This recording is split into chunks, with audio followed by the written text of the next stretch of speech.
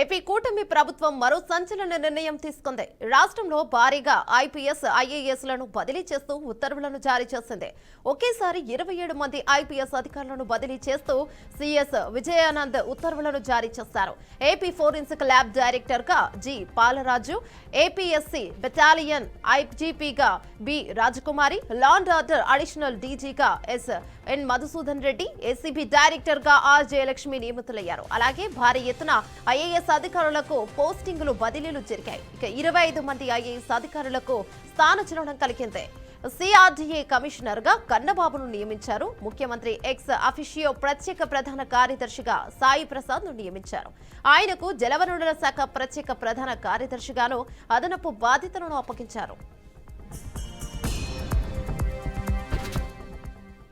దీనిపై మరింత సమాచారం అందించడానికి మా ప్రతినిధి సాంబశివరావు ఫోన్ ఇన్ లో ఉన్నారు. సాంబశివరావు, చెప్పండి.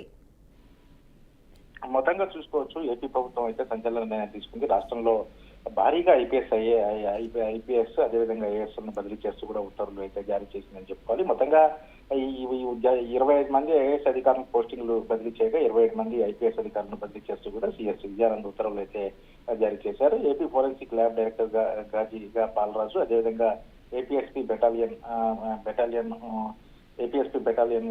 ఇదిగా కూడా బెటాలియన్ ఐజీగా రాజకుమారి, అదేవిధంగా ప్రస్తుతం ఉన్నటువంటి పరిస్థితుల్లో మొత్తంగా B Rajakumari, law and order additional గా డీజీగా ఎస్ మధుసూదన్ రెడ్డి, మొత్తం ప్రస్తుతానికైతే పూర్తి స్థాయిలో కూడా మొత్తం బదిలీ అయితే చేయడం జరిగింది. మొత్తంగా ప్రత్యేకంగా కూడా అధికారులు, ఎందుకంటే ఒకసారిగా ఈ అధికారులను బదిలీ చేయడంతో రాష్ట్రంలో పూర్తిగా కూడా సంచలనంగా మారిందని చెప్పుకోవచ్చు. ఎందుకంటే ప్రస్తుతం ఉన్నటువంటి పరిస్థితుల్లో అందరినీ కూడా బదిలీ చేస్తూ ప్రభుత్వం అయితే కీలక నిర్ణయం తీసుకుందనే చెప్పాలి. ఇది ఎందుకంటే 7 నెలలు గడిచినటువంటి నేపథ్యంలో పూర్తి స్థాయిలో కూడా ఈ కొంత అధికారులని బదిలీ చేయాలని చెప్పేసి ప్రభుత్వం అయితే నిర్ణయం తీసుకుంది. ఈ నేపథ్యంలోనే ఈ బదిలీలు చేసిందని చెప్పుకోవాలి. మొత్తంగా ఈ బదిలీలకు సంబంధించి నిన్న ఉత్తర్వులు జారీ చేసింది. ఎవరికి వాళ్ళు కూడా ఈ రోజు పోస్టింగ్ కూడా అయితే జాయిన్ అయ్యే అవకాశం అయితే కనబడతా ఉంది. Thank you Sambasivarao.